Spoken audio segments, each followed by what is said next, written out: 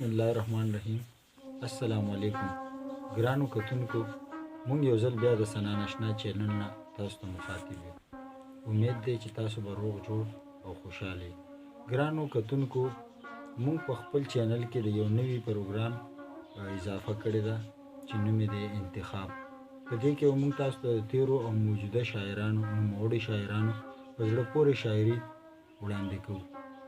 امید لرو چې زموږ دا کوشش به ستاسو ډیر زیات خوښ شي، او دا هم امید لرو چې تاسو به په دې هکله موږ ته خپلې قیمتي مشورې ضرور رالیږئ.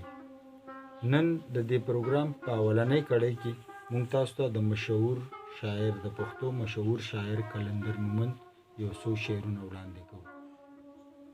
وایي ګیر به نشم که زه یمه ډېر بدنام غل، ګیر به نشم که زه یمه ډېر بدنام غل، په کنډر کې را سره دی خپل امام غل.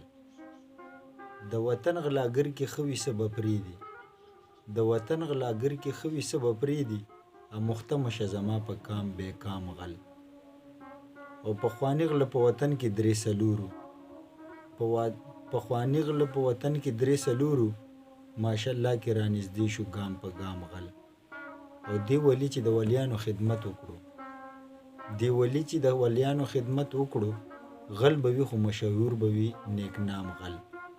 او خود به ګیر شمه په دا چې قلندر یم، خود به ګیر شمه په دا چې قلندر یم، راته کېښودو قرآن د پاسه دام غل.